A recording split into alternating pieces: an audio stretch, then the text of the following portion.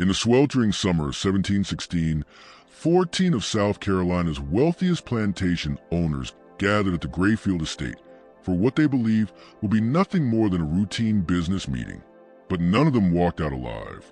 3 days later, when authorities finally arrived, they were met with a scene that defied all explanation.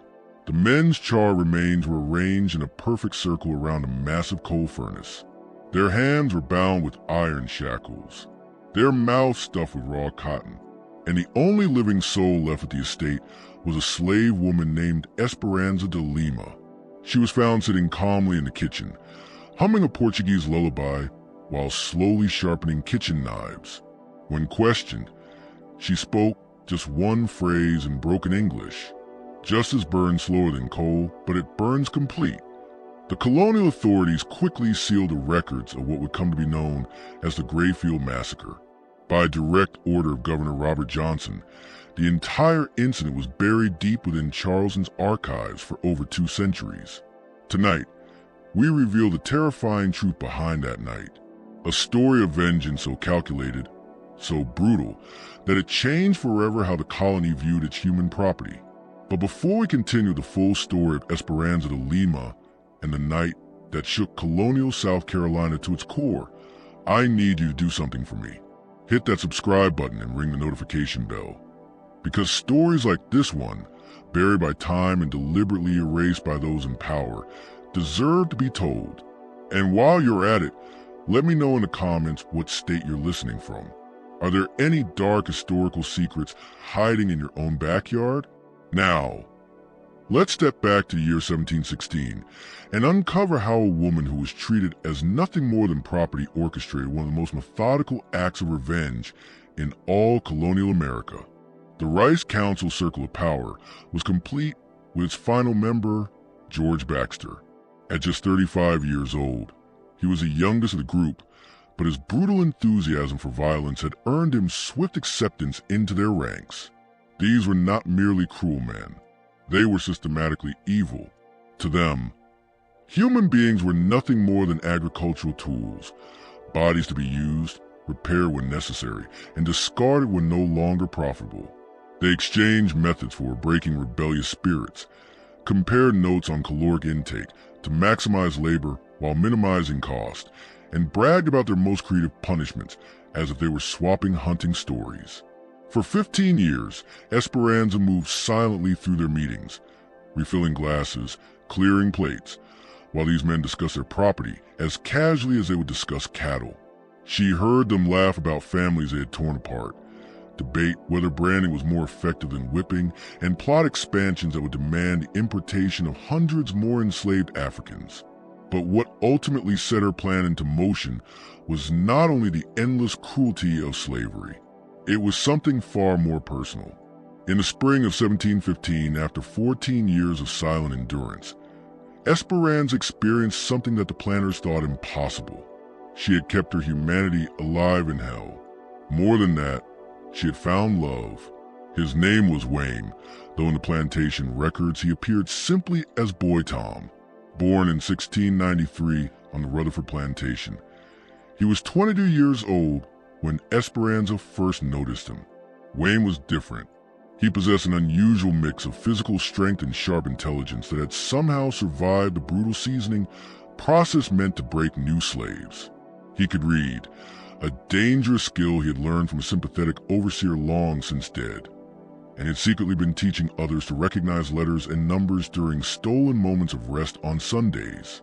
Their relationship began cautiously, with whispered exchanges of information about their owner's movements. Over time, it deepened into a fragile but profound bond. They devised coded songs and subtle gestures that looked like nothing more than ordinary slave behavior to white overseers, but carried messages about escape routes, trusted allies, and resistance opportunities. By the end of 1715, they had built one of the most sophisticated intelligence networks in all of colonial South Carolina.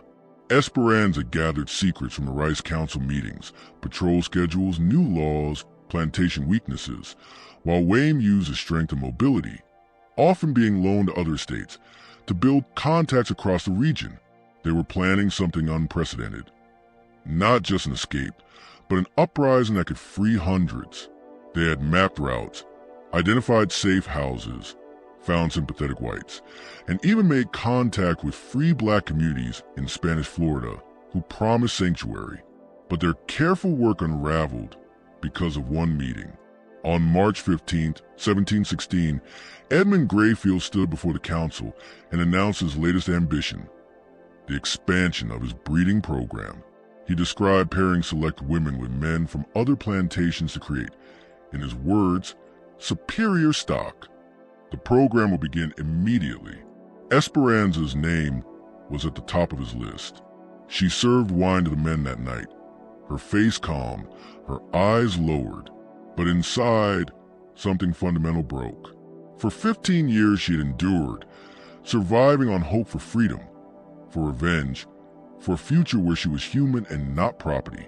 Now Grayfield intended to strip away even that, to reduce her to nothing more than a breeding animal. That night, beneath the cover of insect songs and night birds, Esperanza met Wayme at their usual secret place, a fallen cypress tree deep in the rice fields. She told him everything. He begged her to run with him immediately. A Spanish trader had promised safe passage to St. Augustine. Within a week, they could be free. They could start a new life together, maybe even help others from a distance. But Esperanza shook her head. "Running saves us," she whispered in their native Portuguese, a language they reserved only for moments of deepest truth. "But it changes nothing. These men will still spread their evil. More ships will come, more families will be destroyed, more children will grow up in chains." She explained what she had learned in 15 years of silence. Their habits, their weaknesses, their secrets. "We have one chance," she told him. "One chance to make them afraid, the way they make us afraid. One chance to send a message they will never forget." Wayme understood what she was proposing, and he was terrified, not of death. Slaves live with death every day, but the torture designed to break examples out of those who dared to resist. He had seen it. He knew what awaited them if they failed. But he also knew Esperanza was right. Escaping would save 2 lives. Her plan could change history. What Esperanza and Wayme were preparing was more than an escape. It was a strike against slavery itself. An act meant to inspire others, or at the very least, to force the masters to feel even a fraction of the fear they so casually inflicted. For 2 weeks, they refined their plan. Part intelligence operation, part psychological warfare, part tactical strike.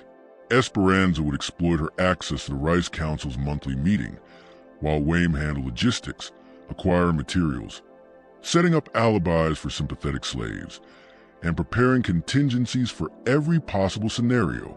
The entire scheme rested on one simple truth Esperanza had observed over 15 years of service.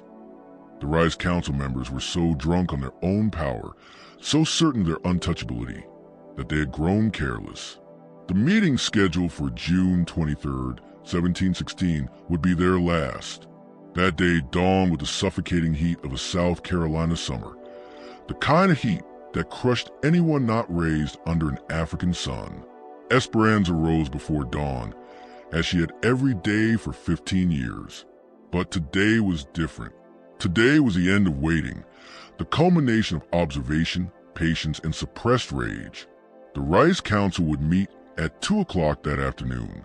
14 men, the wealthiest planters in the colony, gathering for hours of business, rum, and cruelty inside Grayfield Estate. Esperanza had studied their habits to the smallest detail. She knew Marcus Sutton always arrived early for private talks. She knew Benjamin Fairfax excused himself every 90 minutes with a weak bladder. She knew that rice prices were discussed before dinner, and that conversations about slave management always came after, when the rum loosened their tongues. Most important of all, she knew about the coal furnace. Built in 1695, the Grayfield kitchen was designed to feed not just the main house, but also overseers, craftsmen, and household slaves. Its pride and centerpiece was an enormous coal furnace imported from Britain, 8 feet tall, 4 feet square, built of fire, brick, and iron. Unlike the common wood-burning fireplaces of the colonies, This beast could maintain searing heat for hours, reaching over 2,000 degrees Fahrenheit, hot enough to melt copper and silver. Edmund Grayfield loved to show it off as proof of his wealth and sophistication. What he never realized was that Esperanza had been studying the furnace in secret for months. She had learned how to control its airflow, how to maintain its highest heat, and how to push it beyond its normal limits. She had been stockpiling coal under the pretense of preparing for expanded cooking operations. Then, 3 days before the meeting, came the news that hardened her resolve. Wayne had been sold. James Rutherford had convinced Grayfield to part with him for 60 sterling. The deal would be finalized after the Rice Council meeting. By the following morning, Wayne would be gone, transferred to another plantation, perhaps never be seen again. The message was clear. Esperanza had run out of time. In 3 days, she would lose a man she loved, be forced into Grayfield's breeding program, and watch as the Rice Council continued its reign of cruelty. That evening, she met Wayne beneath the fallen cypress tree one last time. They whispered their memories, compressing 2 years of stolen love into a few fleeting hours. He begged her to run. There was still time to flee south, to Spanish Florida, to safety, but her voice was firm. "These men think they are gods," she said. "They believe they can do anything to us without consequence. Tomorrow, I will show them they are wrong. I will show them that we are human beings. And when human beings are pushed beyond endurance, we fight back." Wayne recognized the steel in her tone. There was no changing her mind. So instead, he used their final hours together to help her refine the smallest details of her plan. On June 22nd, Esperanza began her last preparations. She inventoried the kitchen, marking every tool and every ingredient that could be turned to her advantage. She checked the pantry, where iron shackles and chains were stored, tools of punishment that she now intended to repurpose. She studied the movements of the other domestic slaves, ensuring they would be absent when the moment came. She wanted no innocent blood on her hands. And most importantly, she fed the furnace. From the break of dawn, she shoveled coal at precise intervals, slowly raising the heat. To anyone watching, it was just another day in Grayfield's kitchen. But beneath the calm routine, Esperanza was stoking the fire that would consume the masters of South Carolina. By late morning, the furnace had reached its peak operating temperature, ready to burn at maximum heat for hours on end. To the other domestic slaves, nothing in Esperanza's behavior seemed unusual. She was always quiet, always methodical. Her preparations for the monthly Rice Council meeting looked no different from those she had carried out countless times before. She cleaned the dining room, arranged the furniture, laid out the serving dishes, and set the imported crystal glasses that Edmund Grayfield liked to display for his wealthy guests. But behind the walls of the kitchen, preparations were underway that would transform a routine business meeting into something far darker. By noon, on June 23, 1716, the first members of the Rice Council began to arrive at Grayfield Estate. As always, Marcus Sutton was the earliest. He rode up the oak-lined avenue with the arrogance of a man who owned more than 800 human beings and who believed he was answerable to no earthly authority. Esperanza watched from the kitchen window as Sutton dismounted his horse and handed the reins to a stable slave. At 53, he was one of the council's older members. His body bore the marks of decades of indulgence. Thick-set, his hair thinning and gray, his face flushed with rum he consumed in dangerous quantities. Yet his eyes were still sharp and calculating. The eyes of a man who had built his fortune by turning human lives into commodities to be bought, sold, and broken for profit. Sutton's plantation specialized in what he called seasoning, the brutal process of breaking newly arrived Africans and forcing them to accept their bondage as permanent. Slaves who resisted were often sold to Sutton, who had developed increasingly creative methods for destroying the will to fight. His techniques became so infamous that other plantation owners paid him a premium to correct their most defiant workers. Grayfield greeted Sutton at the front door with elaborate courtesy, the kind of respect they reserved for one another, even as they treated their slaves like livestock. The two retired to Grayfield's private study to discuss matters too sensitive for the larger group, new methods of control, and lobbying strategies to persuade the colonial government to ease restrictions on slave importation. Within an hour, the remaining 12 members of the Rice Council had arrived, their carriages and horses jamming the circular drive in front of the mansion. Esperanza recognized them all. She had served enough of these gatherings to know their faces, their voices, and their areas of expertise in managing human property. William Petton appeared with his usual entourage of armed overseers, a precaution since a recent rebellion on his plantation had nearly succeeded. James Rutherford came alone, but his horse bore the silver-mounted pistols that marked his dual role as both plantation owner and colonial magistrate. Henry Caldwell arrived in a gilded carriage emblazoned with his family crest, a pompous reminder of his political ambitions. Each man exchanged pleasantries with the others, idle talk of weather, crops, and the Indian problem along the frontier. They carried themselves as if they were the architects of civilization itself. Pioneers carving order from wilderness, building an empire of prosperity. What they refused to acknowledge was the truth. Their wealth rested entirely on systematic brutality. Their empire built on the backs of enslaved people treated worse than cattle. Their influence bought and sustained to expand the machinery of exploitation. At precisely 2 o'clock, Edmund Grayfield called a monthly meeting to order. 14 men took their seats around a massive oak table imported from England at a cost that could have supported an ordinary colonial family for years. The table's polished surface reflected the glow of dozens of candles set in silver candelabras, an atmosphere carefully crafted to remind these men of their superiority and entitlement. Esperanza served the meal with practiced silence, moving gracefully between them as they spoke of slavery with the same casual cruelty they had displayed in their 180 previous meetings. She had heard it all before, discussions of crops, profits, and punishments, but today she listened differently. Every word, every tone, every casual dismissal of human suffering burned into her mind.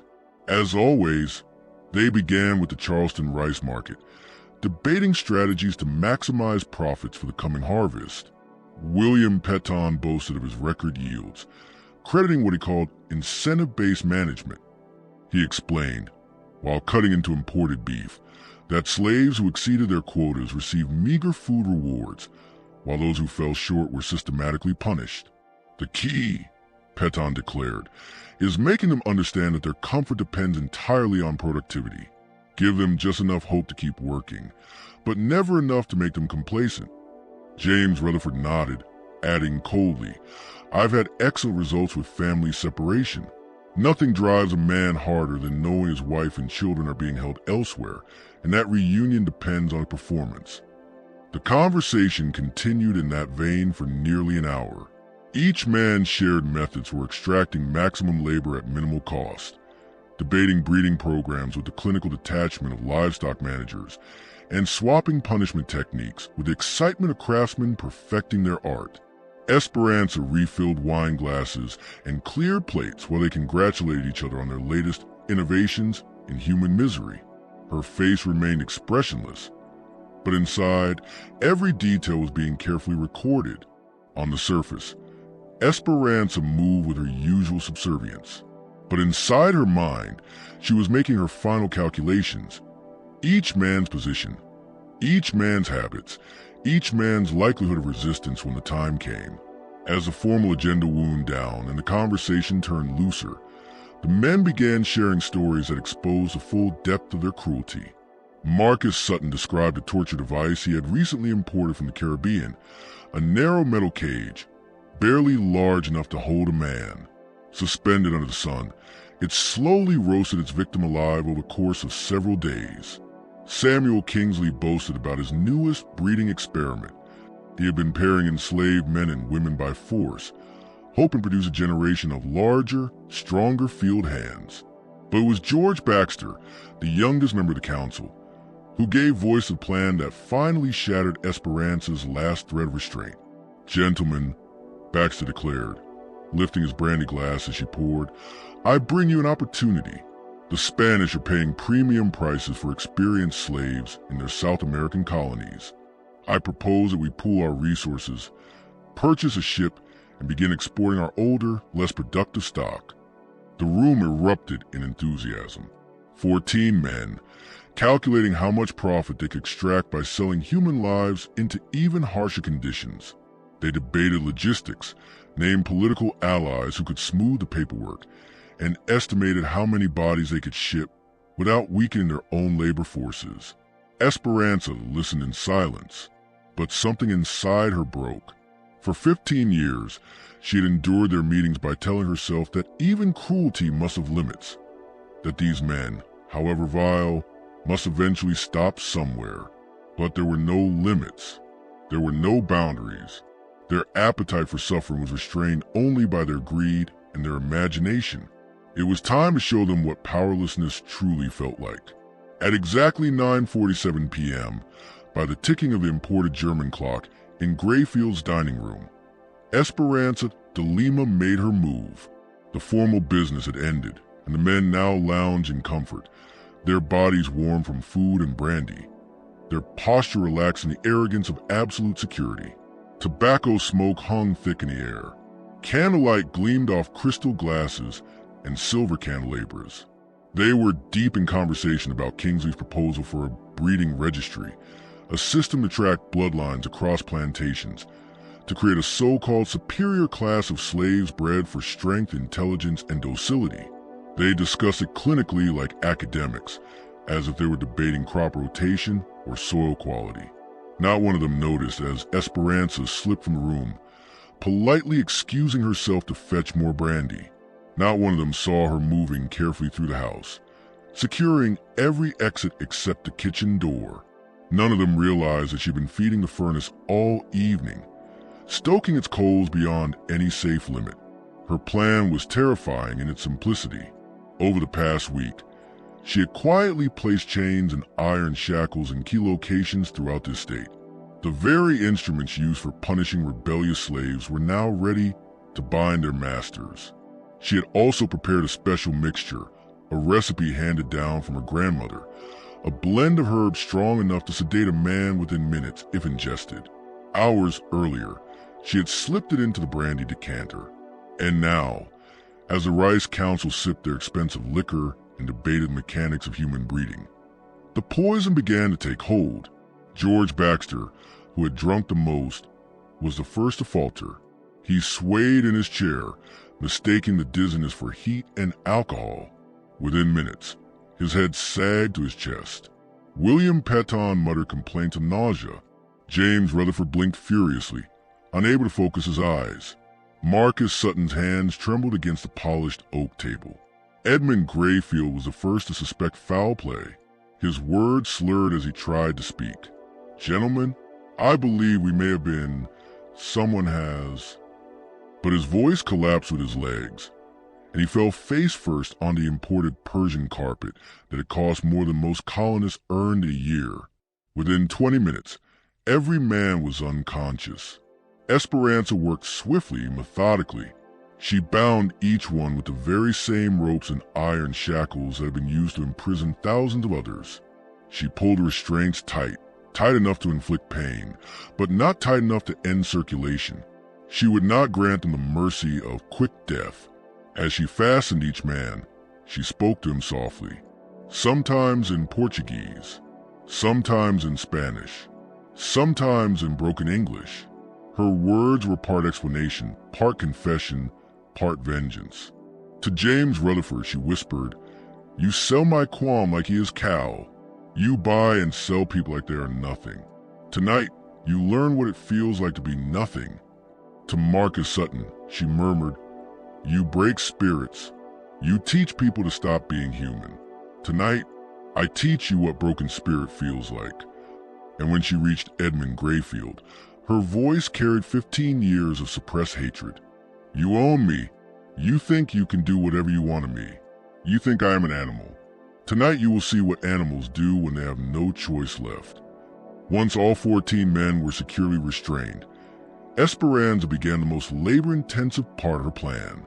One by one, she dragged each unconscious body from the dining room to the house and into the kitchen. It took nearly 3 hours. Every man weighed far more than she did, and she moved with painful care so as not to awaken any sleeping overseers or alert other slaves.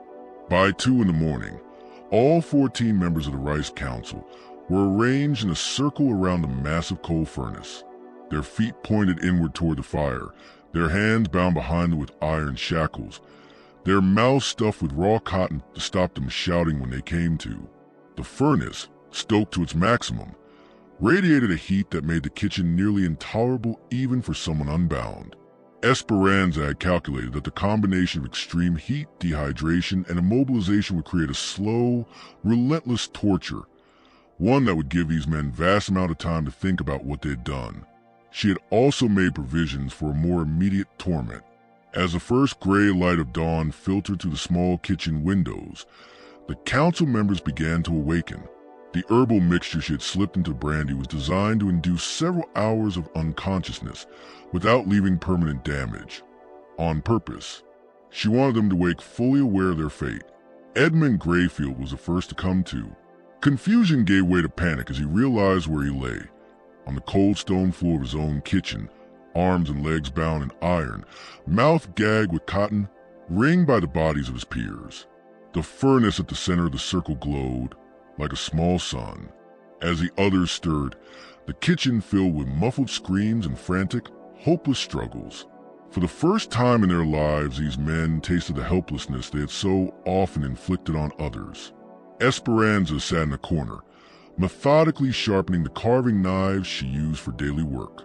She had positioned herself so that every bound face could see her clearly. When they fully comprehended their situation, she spoke. "Good morning, gentlemen," she said in clear, controlled English, better than she had ever used in their presence. "I hope you slept well.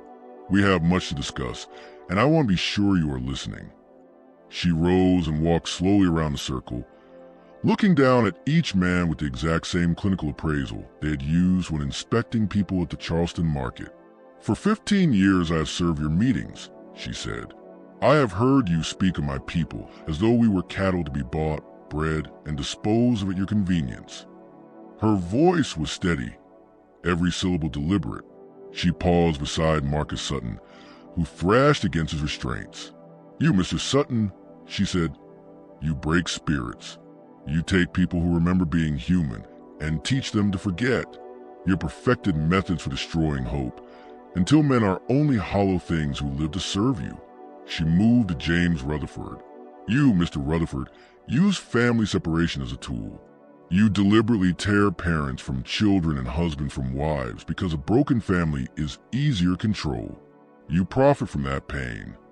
One by one she named them, recalling specific cruelties she had witnessed, incidents the men assumed had been forgotten in the fog of their own power. With each recitation, their struggles grew more frantic. Their muffled cries became rawer. Finally, she faced Edmund Grayfield. "And you, Mr. Grayfield," she said, her tone carrying 15 years of smoldering hatred, "are the worst. You had choices, education, wealth, influence. You could have treated us as fellow human beings. Instead, you chose to be a monster because monsters are more profitable." She stepped back toward the furnace and stood directly in front of it. The heat washed over her face. The men could see it. She spoke again, soft and cold.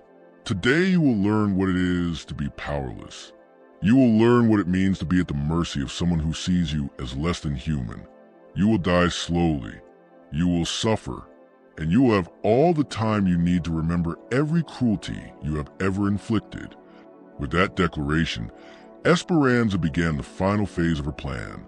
What followed over the next 6 hours became legend and nightmare across Colonial South Carolina, details that would later be buried in sealed archives for more than 2 centuries. In Grayfield's kitchen, she staged a theater of retribution. She started with psychological torture, moving slowly from man to man and forcing each to listen as she recounted, in meticulous, excruciating detail, the cruelties he had perpetrated. She spoke of children torn from mothers, of husbands and wives wrenched apart, of proud men reduced to hollow shells by repeated brutality. She used the same calm, measured tone they use when discussing how best to manage their human property. "Mr. Peton," she said, kneeling beside the trembling planter. "Do you remember Asher? You bought her in 1714 while she was with child. You worked her in the fields until she gave birth, then sold the infant to a trader from Georgia before the mother had even recovered. She cried for 3 days. You ordered your overseer to whip her for making noise." Peton's eyes widened as a memory surfaced, small incidents for him, but burned into Esperanza's memory. She moved on to Charles Warwick. "You enjoy watching punishment," she said. "You attend whippings like other men attend the theater. Men attend horse races for amusement. But last spring you, Mr. Warwick, paid Mr. Grayfield £5 to let you personally deliver 50 lashes to a man who had dared to run. You stretched the punishment out deliberately, spacing every stroke, so he would remain conscious the entire time. And you smiled. The whole time. By now, the heat from the coal furnace was unbearable. Sweat poured down the faces of the restrained men, mixing with their tears and staining their fine imported clothing. Several showed the early signs of heat exhaustion: rapid breathing, flushed skin, eyes glazed in that strange haze before collapse. But Esperanza was not finished with the first stage of her vengeance. From Grayfield's study, she retrieved a leather-bound ledger, the book where he had meticulously recorded the purchase, sale, and breeding of human beings. She opened it at random and began reading aloud in a flat, detached tone. April 12, 1715. Sold boy named Caesar, age 14, to Rutherford Plantation for breeding purposes. £45 sterling. Note, mother became unmanageable after separation. Recommend immediate sale or disposal. She turned the page. June 3, 1715. Female named Rebecca died in childbirth. Child survived. Estimated loss, £20 sterling. Note, implement better nutrition program for breeding females to reduce mortality rates. Page after page, she read out this catalog of human misery. Families destroyed. Children sold. Men and women reduced in numbers in a ledger. Each entry was not just ink, it was a life, a family, a dream crushed under the weight of calculated cruelty. For 2 relentless hours, she forced the council to face the full scope of their crimes. Her memory was extraordinary. 15 years of listening, remembering every detail, every conversation, every act of brutality. She could recall dates, names, and punishments with unnerving precision. But as the morning sun climbed higher and the kitchen swelled past 120 degrees, she moved to the next phase. From storage, she pulled several long iron rods, tools normally used for stoking the furnace. She slid them into the flames until they glowed cherry red, radiating a terrible heat. "Gentlemen," she announced, "you have spent years perfecting ways to cause pain without immediate death. You have learned how to stretch suffering, how to keep a body alive while breaking its soul. Today, I will show you that your students have been paying attention." She withdrew the first rod, glowing like captured sunlight. She brought it close to Grayfield's face, so near he could feel the searing heat without contact. "This," she said calmly, "is for every slave you branded like cattle.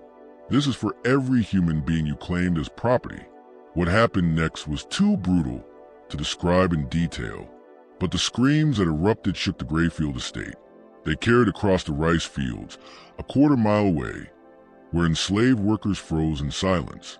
The sound was unlike anything they had ever heard before, the agonized cries of men who, for the first time in their lives, felt what it was to be powerless. Esperanza worked with terrifying precision.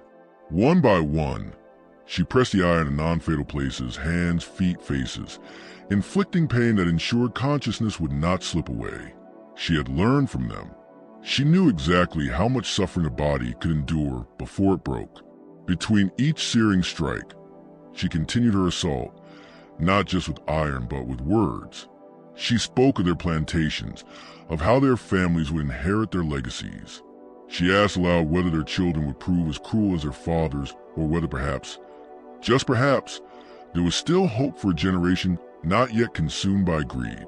"Your son, William," she said to Marcus Sutton as he writhed in agony. "He is 16. Perhaps there is time for him to be better than you. Perhaps, when he learns what happened here, he will finally understand that treating people of property is far too dangerous." The words cut deeper than the iron. These men had built their entire identities on the belief that they were natural masters, superior beings. Esperanza was tearing that illusion apart, reducing them to the very thing they despised: helpless victims.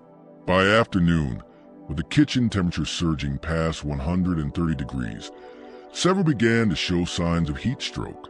Skin red and dry, breath shallow, struggles weaker and weaker. But she would not let them slip into merciful unconsciousness. Drawing from remedies her grandmother had taught her, she forced small sips of water into their mouths, pressed wet cloths against their foreheads, keeping them alive, keeping them aware. "You must stay awake," she whispered. "You must remain alert. Death is a mercy, and you have not earned mercy yet." The torture continued through the hottest hours of the day, furnace roaring, irons glowing, cries echoing. She pressed the rods again and again into flesh, leaving scars that would never fade, scars that would mark not just their bodies, but the twisted legacy of everything they had done. And yet, the true devastation was not only the pain, it was a complete inversion of power. For the first time, these men experienced exactly what their slaves endured: helplessness, humiliation, degradation. They were learning what it meant to be nothing more than property in the eyes of someone who had absolute control. For the first time in their lives, these men experienced what it meant for another human being to have complete control over their bodies, their comfort, and their very survival. They were learning what it meant to be property. As evening approached and shadows fell across the kitchen floor, Esperanza prepared for the final act of her meticulously orchestrated revenge. The coal furnace had been burning at maximum temperature for nearly 18 hours, creating a heat that was unbearable for prolonged human exposure. She began dragging the semi-conscious men closer to the furnace, positioning them so that the intense heat would slowly cook their bodies while keeping them alive long enough to fully comprehend their fate. This was a technique she had heard Marcus Sutton describe during one of the Rice Council meetings, a method he used to punish slaves who attempted to escape. "This is how you killed Thomas," she told Sutton as she placed his body within 3 feet of the glowing coals. "Remember Thomas, the young man who tried to run away last summer? You put him in a metal cage under the sun and let him slowly roast for 3 days. He begged for water. He begged for shade. He begged for death. You ignored all his pleas because you wanted the other slaves to witness his suffering." One by one, she arranged all 14 men around the furnace, so that the radiant heat would slowly take its toll, while leaving them conscious enough to contemplate their crimes. The psychological impact was as important as the physical torment. She wanted them to understand perfectly that they were suffering because of the choices they had made, the actions they had taken, and the lives they had destroyed. As the sun set on June 24th, 1716, the kitchen of Grayfield Estate contained 14 dying men, experiencing for the first and last time what it felt like to be completely powerless in the hands of someone who regarded them as less than human. The screaming had stopped hours earlier, replaced by weak sounds of men whose vocal cords had been damaged by prolonged cries. The kitchen reeked of burning flesh, and the labored breathing of 14 of Colonial South Carolina's most powerful citizens filled the room, slowly roasted beside the same furnace they had used to prepare meals for the people they had enslaved. Esperanza sat in her corner, methodically sharpening her kitchen knives, while humming the Portuguese lullabies her mother had sung in the village destroyed by Portuguese raiders 20 years earlier. She no longer looked at the dying men, but her ears remained alert to their breathing, ensuring none of them slipped into unconsciousness before experiencing the full measure of justice she had planned. As midnight approached, the last of the Rice Council members finally succumbed to the combination of heat, dehydration, and burns that had been slowly killing them throughout the day. Edmund Grayfield was the final survivor, his constitution strengthened by years of rich living and medical care unavailable to his slaves. His last coherent words, whispered barely above the crackle of burning coal, were a feeble attempt at bargaining. "Please, I can give you money, freedom, whatever you want." Esperanza looked at him with the same expression of mild interest he had shown when inspecting slaves at the Charleston market. "I want you to die knowing that you were wrong," she replied calmly. "You are not superior. You are not chosen by God. You are not a natural master. You are just a man who chose to be evil, and now you are paying the price for that choice." Those were the last words Edmund Grayfield heard before heat and dehydration finally claimed his life. Dawn broke on June 25, 1716, revealing a scene that would haunt the survivors for the rest of their lives. When the other plantation slaves began their morning routines, they discovered 14 charred corpses arranged in a perfect circle around a massive coal furnace in the Grayfield estate kitchen. The bodies were barely recognizable, reduced to blackened shells after 18 hours of exposure to extreme heat. Esperanza de Lima was found sitting calmly at the kitchen table, methodically sharpening carving knives, while humming a haunting melody unrecognized by any other slave. She showed no signs of distress or exhaustion, despite having orchestrated and witnessed one of the most elaborate acts of revenge in colonial American history. When the plantation's white overseers arrived to investigate, they found a scene that defied all understanding of the natural order. 14 of the colony's most powerful men had been killed by a single slave woman who had somehow overpowered them and subjected them to a form of torture beyond anything they had ever experienced. The implications were terrifying. If one slave could inflict such devastation on multiple plantation owners, what might happen if slaves organized more sophisticated resistance? The psychological impact on the white colonial population was immediate and profound. For the first time, they began to fear those they had enslaved. Word of the massacre spread throughout the colony within days, carried by riders sent to inform the victims' families and business associates. However, colonial authorities faced a serious dilemma in responding. On one hand, they needed to demonstrate that rebellion would be met with swift, brutal retaliation. The plantation system relied on maintaining slaves' belief that resistance was futile and that white dominance was absolute. On the other, they needed to prevent detailed knowledge of Esperanza's methods from spreading.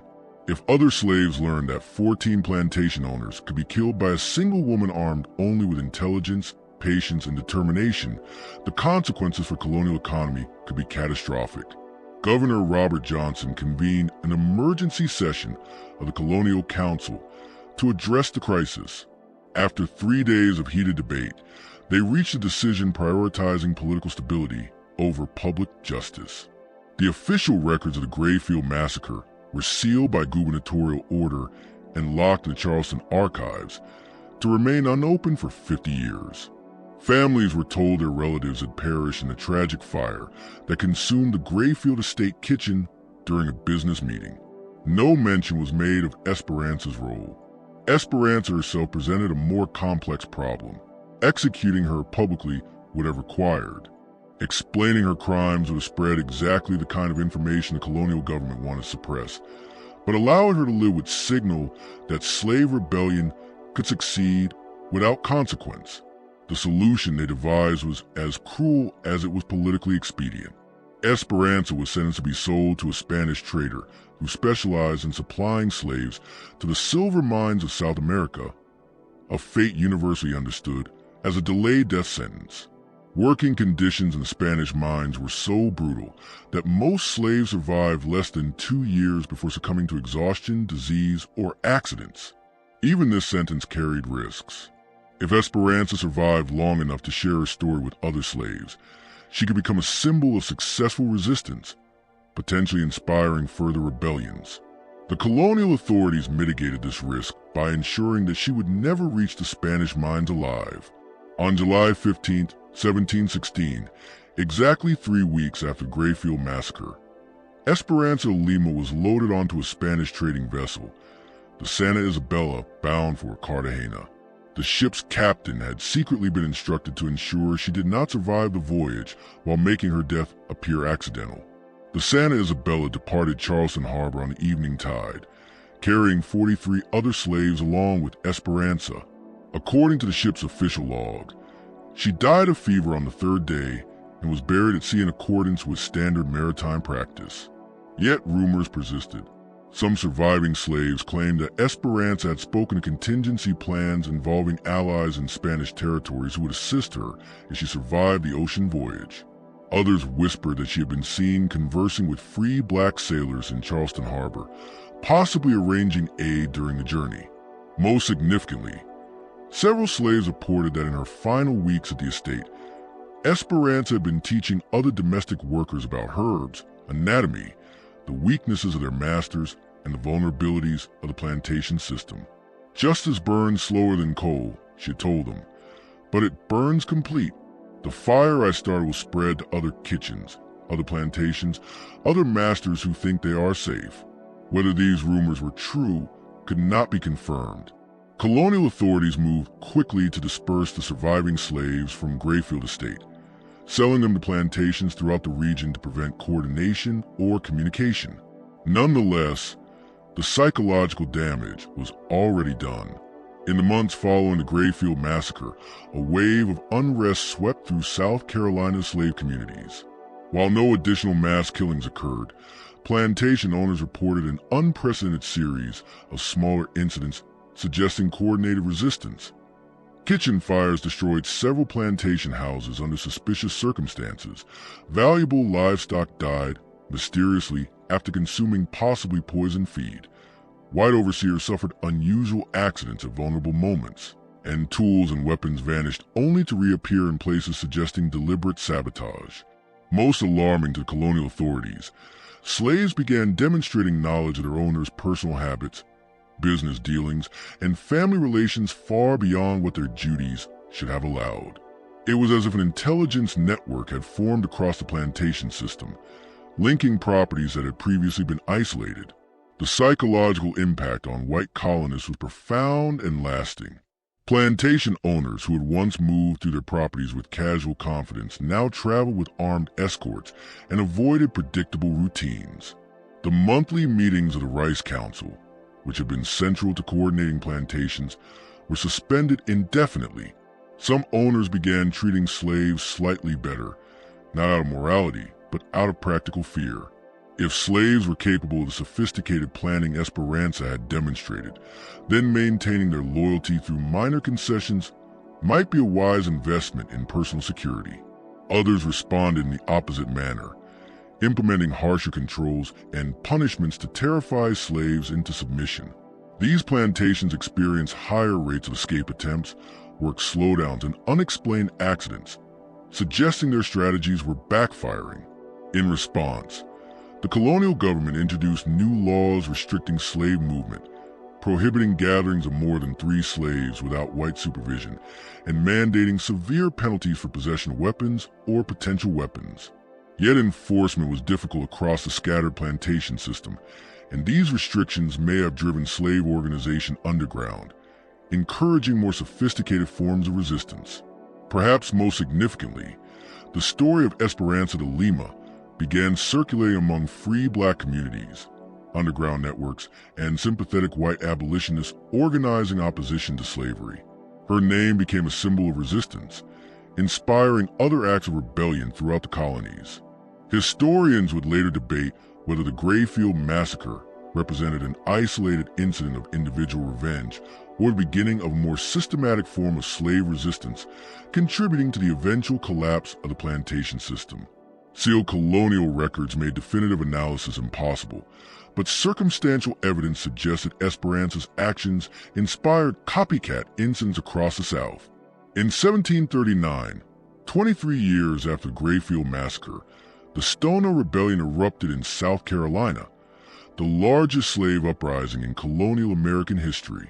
While direct connections to Esperanza's actions could not be proven, some rebellion leaders had been enslaved on plantations linked to the original Rice Council network. The rebellion was eventually suppressed, yet the psychological impact of the Grayfield massacre persisted across decades. Throughout the region, enslaved people had learned that their masters were not invulnerable, that careful planning could overcome superior numbers and weapons, and that acts of resistance could succeed even against seemingly impossible odds. As the years passed and the American Revolution reshaped the colonies, the story of Esperanza de Lima became part of the oral tradition that sustained enslaved communities through their darkest hours. Parents told their children about the woman who had made 14 masters pay for their crimes. Young slaves learned that resistance was possible, that intelligence and patience could be more powerful than physical strength, and that justice, though delayed, would eventually arrive. The sealed records in Charleston's archives remained unopened for exactly 50 years, as Governor Johnson had ordered. When they were finally made available to researchers in 1766, the American colonies were in the midst of political upheaval that would lead to independence from Britain. The story of the Grayfield Massacre was overshadowed by larger historical events, but contributed to a growing awareness that slavery contained the seeds of its own destruction. By the time the United States Constitution was ratified in 1788, the plantation system that had seemed permanent and invincible in 1716 was already showing signs of internal strain that would ultimately tear the nation apart.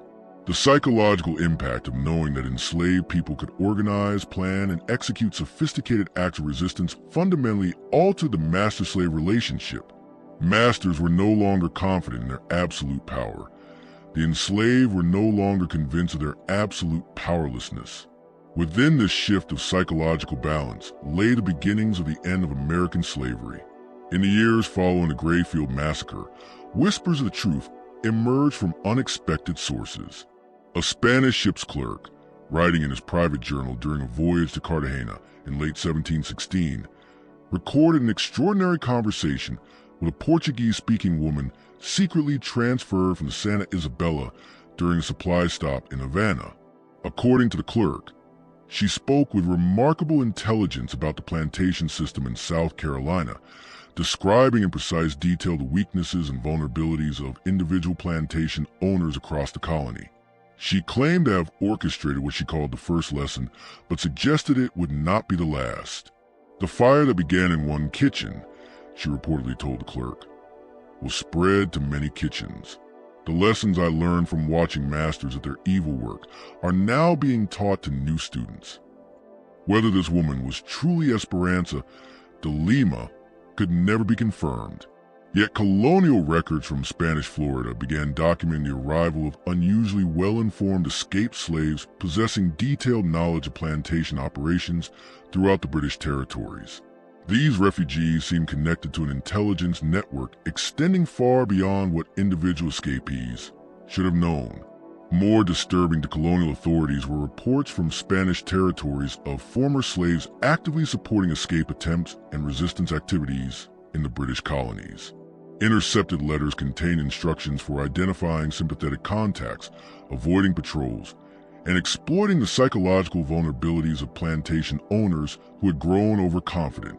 By 1720, just 4 years after the Grayfield Massacre, the colonial government had to acknowledge that slave resistance had evolved beyond individual escape attempts into something approaching organized warfare. Plantation owners across South Carolina reported coordinated incidents suggesting systematic planning and intelligence gathering. Kitchen fires destroyed several plantation houses under inexplicable circumstances. Valuable livestock died mysteriously after consuming apparently poisoned feed. White overseers suffered fatal accidents at moments of isolation and vulnerability. Most unsettling, slaves demonstrated knowledge of their masters' personal habits, business dealings, and family secrets far beyond what their duties should have revealed. It was as if an invisible network had developed throughout the plantation system, linking properties that had previously been isolated. The psychological transformation was profound and lasting. Plantation owners who had once moved through the properties with casual arrogance now traveled with armed escorts and avoided predictable routines. The Rice Council's monthly gatherings, once central to plantation coordination, were permanently suspended. To avoid presenting attractive targets for coordinated revenge, some masters modified their treatment of slaves, not out of moral awakening, but out of practical terror. If enslaved people were capable of the sophisticated planning and execution that had destroyed the Rice Council, then maintaining their loyalty through slightly better conditions could be a wise investment in personal survival. Other plantation owners responded with increased brutality, implementing harsher punishments and more restrictive controls in desperate attempts to force absolute submission. These plantations experienced higher rates of mysterious accidents, work slowdowns, and escape attempts, suggesting their strategies were counterproductive. The colonial government imposed laws restricting slave movement, forbidding gatherings, and mandating severe penalties for possession of potential weapons. Yet enforcement was difficult across the scattered plantation system, and these regulations may have driven resistance underground, encouraging even more sophisticated organization. Over the decades, the story of Esperanza de Lima became woven into the fabric of slave resistance across the American colonies. Parents whispered to their children about the woman who had made 14 masters pay for their cruelty. Young slaves learned that their masters were not invulnerable, that careful planning could overcome superior numbers, and that justice, though delayed, would eventually come. The sealed Charleston records remained locked away as intended, but the legend of Esperanza's defiance lived on. Governor Johnson had ordered the records sealed, but the truth had already spread through other channels. Every slave community knew the essential facts. One woman, armed only with intelligence and determination, had killed 14 of the most powerful men in the colony and had lived to escape their justice. Whether Esperanza truly survived to continue her work in Spanish Florida, or whether reports of her later activities were legends created to inspire hope among desperate people, became less important than the psychological impact of her story. The masters were no longer confident in their absolute power. The enslaved were no longer convinced of their absolute powerlessness. And in that fundamental shift of psychological balance lay the seeds of everything that would follow: the growing resistance movements, the underground networks, the persistent rebellions that would eventually contribute to the collapse of the entire plantation system. The kitchen at Grayfield Estate stood empty for 66 years after that night of reckoning, gradually falling into ruin as subsequent owners found the building impossible to staff. Local enslaved people refused to work in a room where Esperanza had demonstrated what happened to masters who pushed their human property beyond endurance. Eventually, the entire structure was demolished, and the land was left to return to wilderness. But the lesson remained, passed down through generations of enslaved families who understood. Those who choose to treat other human beings as property do so at their own peril. Property can think, property can plan, property can remember everything. And sometimes, when pushed beyond the limits of human endurance, property fights back. Justice burns slower than coal, but it burns complete. What do you think of this story?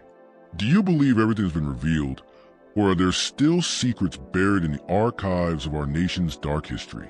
Leave your comment below and share your thoughts about this remarkable tale of resistance and revenge. If you enjoyed this journey into America's hidden past and want more stories that reveal the truth behind official histories, subscribe to our channel, hit the notification bell, and share this video with someone who appreciates the power of untold stories. History is written by the victors, but sometimes the voices of the victims find a way to be heard across the centuries. See you in the next video, where we'll continue exploring the dark secrets that shaped our nation.